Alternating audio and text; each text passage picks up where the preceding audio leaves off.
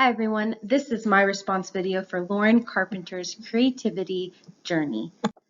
And so she started off just talking about first off, I just want to say how much I really enjoyed Loryn's whole entire presentation. She didn't do it the typical PowerPoint format, but during this time she was drawing a brain and was just kind of showing the different things that she had learned. And so some of her takeaways was that she learned that our brains are programmed to think in very abstract ways. And so we are not very linear thinkers. And sometimes how I remind myself, because this was something that we learned in the video of the movie that was on Netflix, was that we don't think in one straight line. We don't grow in one straight line. We don't process in a single line, but it's very sporadic and all over our brain. And this is because there's a large amount of space between what our output and our input processes are. And so these senses give us pretty much a very large scale of diversity, because it just gives us so many different ways on how to grasp concepts. And this is why we communicate, this is why we can engage and just be able to learn so many different things from all over the world and all different types of experiences and people. From watching her video, I just loved how different it was from anything I would have created. And I think that's just so much of what this entire class is about. I loved how she made it her own, and that it in itself showed her own creative abilities. And so she said that one thing that she really was appreciative that she learned about her own creative abilities was that she really wasn't alone in feeling that she wasn't creative enough. I think a lot of people have come into the stigma that if you can't draw, if you can't paint, if you're not good at photography or videography, you're not necessarily a creative person. Whilst I would say she's a very artistically driven kind of person. And that was just one thing I really loved that she mentioned. She also said that she has noticed that she gains a lot of confidence when she is able to produce something of creative content.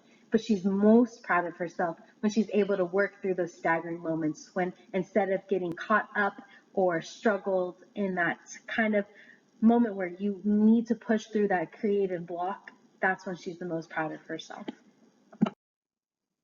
Outside of the beautiful brain that she drew for us, you could see creativity was in Loryn's life in multiple facets. And so she does social media and she does grant writing. And so she's done grant writing work for nonprofits, and she does social media. And she said that one of the big takeaways of creativity that she's currently seeing is that when she has to create content, that she has to create stuff that has purpose attached to the message, and that this is really a necessity because she wants to be ensured that she is sharing what she is sharing is being received.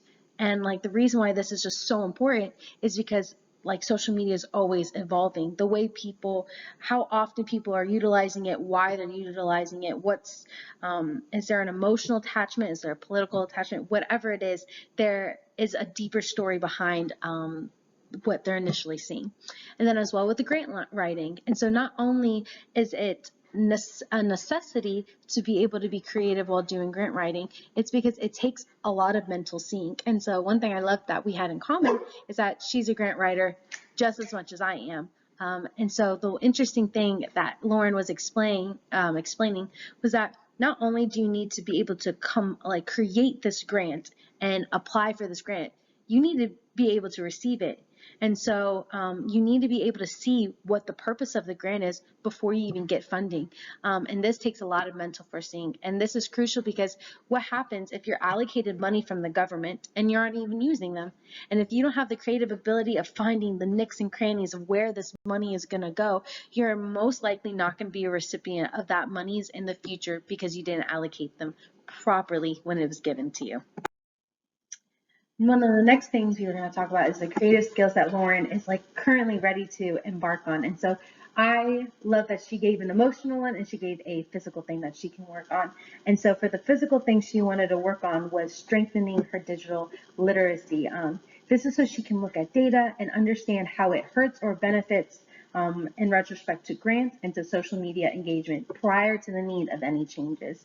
And then the other one that she desired was to gain the skill of having self-confidence, which I never really thought was a skill of creativity, but it really does. Like, one person may not necessarily like a piece of art, but you can't say that it's not different and completely unique. And so she said the reason why she would like to have this higher level of self-confidence is to be able to produce at a higher level. And this really originates from being proud of like the work that you're producing.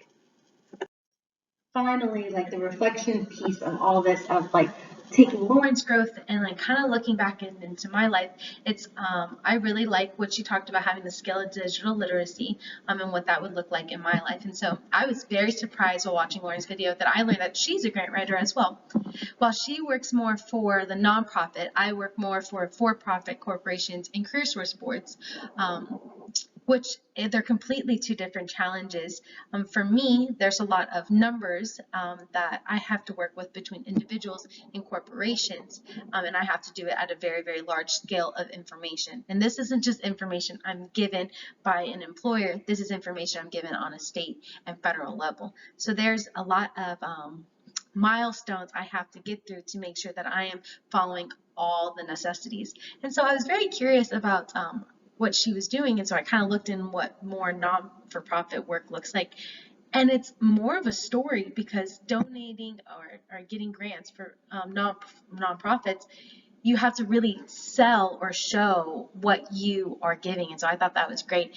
But for me, it's like being able to look at all of the allocated resources properly to understand the expectations through data management. So having this digital literacy would just be extremely beneficial for me. And then also where like self-confidence would push me to excel is more for my Bible personalizing business. I very much have all the resources to have a growing company, but I think I struggle with having the confidence to think I'm going to do well. And sometimes it's like, oh, is it better to stop in the beginning or just keep going and fear that you're going to waste a bunch of time?